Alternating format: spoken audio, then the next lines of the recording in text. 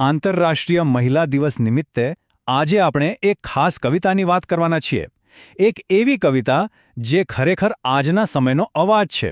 તો ચાલો આ સશક્ત નારી કવિતા અને એને લખનાર કવિની આખી વાર્તાને જાણીએ. બસ આ એક જ લાઈન આખી કવિતાનો આત્મા છે એવું કહી શકાય. સાચું કહું તો આજના સમયમાં સમાનતા માટે આનાથી વધુ સચોટ અને દમદાર સંદેશ બીજો કયો હોઈ શકે, ખરું ને? અને આ જે પંક્તિ છે ને એ સશક્ત નારી નામની કવિતામાં વારંવાર આવે છે, જેને એક અલગ જ તાકાત આપે છે.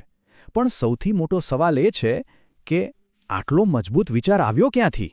અને બસ આ જ આપણી આજની શોધનો વિષય છે કે ભાઈ કોણ છે આ શક્તિશાળી શબ્દો પાછળ, ક્યાંથી આવે છે આ વિચારો. ચાલો થોડું ઊંડા ઉતરીને જોઈએ. તો આપની કવિતાને, એમની સશક્ત નારીને પૂરેપૂરી માણીએ. કવિતાની શરૂઆત જ જુઓ કેટલી જોરદાર છે. રમતનું મેદાન હોય કે પછી ખુલ્લું આકાશ, દરેક જગ્યાએ નારી સફળ છે. પછી વાત આવે છે રોજિંદા જીવનની. પશુપાલન જેવા કામથી માંડીને શિક્ષણના ક્ષેત્ર સુધી ક્યાંય કોઈ ભેદભાવ નહીં. અને પછી કવિ આપણને સીધા આજના ટેકનોલોજીના યુગમાં લઈ આવે છે.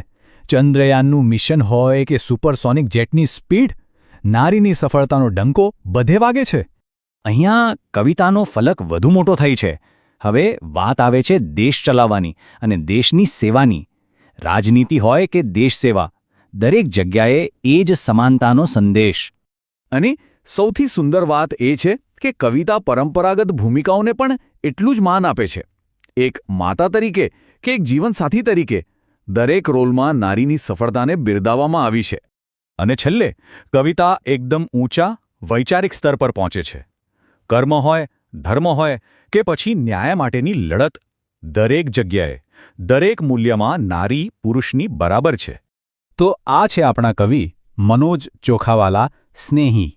હવે આખું ચિત્ર સ્પષ્ટ થાય છે ખરું ને કે આટલી સંતુલિત, આટલી પ્રગતિશીલ અને છતાં પોતાની સંસ્કૃતિ સાથે જોડાયેલી કવિતા ક્યાંથી જન્મી? તો આ આખી સફર આપણને કલા અને એની પ્રેરણા વિશે શું શીખવી જાય છે? એક બહુ મોટી વાત અહીં સમજવા જેવી છે. સશક્ત નારીનો આટલો મોટો વિચાર કોઈ બહુ મોટા, પ્રખ્યાત કલાકાર કે સેલિબ્રિટી પાસેથી નથી આવ્યો.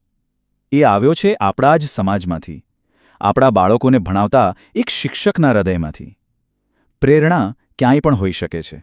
અને આ જ વાત આપણને વિચારતા કરી મૂકે છે કે આપણી આસપાસ, આપણા મહોલ્લામાં, આપણા શહેરમાં આવી